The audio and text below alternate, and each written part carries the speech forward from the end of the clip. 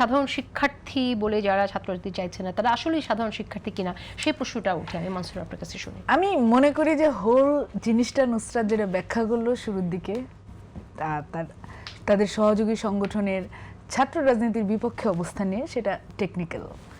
কারণ বাস্তবতা হচ্ছে যখন গণতান্ত্রিক ছাত্র সংসদ প্রতিষ্ঠা হলো তখনও আমরা জানি যে এটা এনসিপির লেজুর ভিত্তিক কোনো একটা সংগঠন। তারপরে সেই সংগঠন সেই মানুষগুলোই একই মানুষ জাস্ট মনে করলো যে না আমি এইখানে থাকবো না, এই জায়গায় দাঁড়িয়ে থাকবো না, আমি অন্য জায়গায় গিয়ে দাঁড়াবো, এবং সেই প্রেক্ষিতে তারা আরেকটি সংগঠন নাম দিল। যেই সংগঠনের নামটিও আবার তাদের পূর্ববর্তী তাদের যে বর্তমানে যারা এনসিপি করছে তাদেরই সংগঠন ছিল আর কি, বিভিন্ন নামে।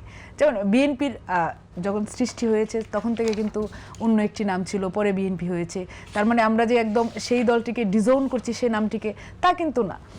তারাও আসলে সেটিকে ডিজাউন করে না, সেখানেও তাদের নেতাকর্মী তৈরি হয়েছে যারা পরবর্তীতে এই সংগঠনের নামে, এবং যারা সেই সময় মাইক হাতে নিয়ে বক্তব্য দিয়েছে যে হল প্রাঙ্গণে কোনো ছাত্র রাজনীতি চায় না।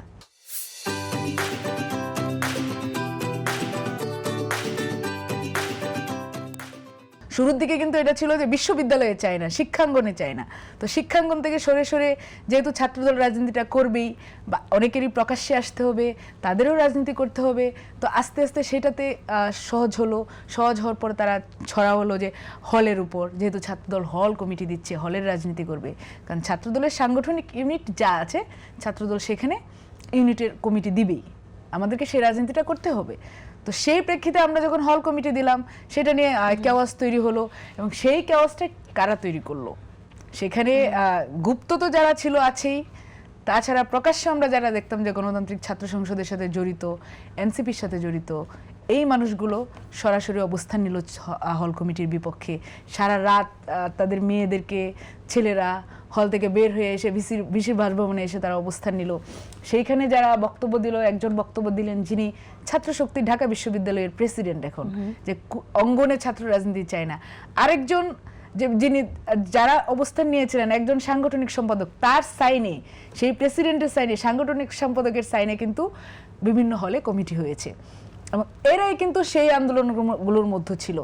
এরাই এক একজন হল, যখন আমরা হলে ইলেকশন দেখেছি ডাকসুতে, সে সময় একটি নির্দিষ্ট হলের মধ্যে সেখানের যে এখন জিএস ভিপি জিএস আছে তারা রাজনীতির সাথে সম্পৃক্ত না, ছাত্ররা দল রাজনীতি করছে, তারা করছে না। তারা নিরপেক্ষ অবস্থান থেকে তারা শিক্ষার্থীদের বুঝিয়েছে আমরা কোনো রাজনীতির অংশ না, কিন্তু আগেও তাদের রাজনৈতিক পদ ছিল, এখনও তাদের ডাকসুর পরপরই তারা আবার সেই সংগঠনে ফিরে গিয়েছে। তো এইগুলো আসলে আমরা মনে করতে চাই, যেহেতু এনসিপি তরুণদের দল, ছাত্রশক্তিও সেই প্রকাশ্যে রাজনীতিটাকে অ্যাপ্রিসিয়েট করবে।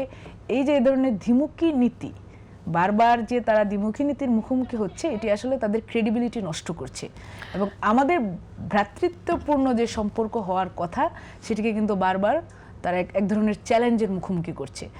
এখন এই যে হল রাজনীতি এখন তাদের জন্য ইজি হলো, সামনে যে আরো নতুন কোনো কিছু গুপ্ত কোনো রাজনীতির, আমার রাজনীতি আমার অধিকার, আমার সেই অধিকার খর্ব করার জন্য আরো নতুন কিছু তৈরি তারা করবে না, এটা কিন্তু আমরা জানি না। তো আমরা কিন্তু এরই মধ্যে আমাদের সেই ভ্রাতৃত্বপূর্ণ সম্পর্কের মধ্যে কিন্তু আমরা একটা সতর্ক অবস্থান নিয়ে আছি, যে আমরা জানি না যে কি হবে।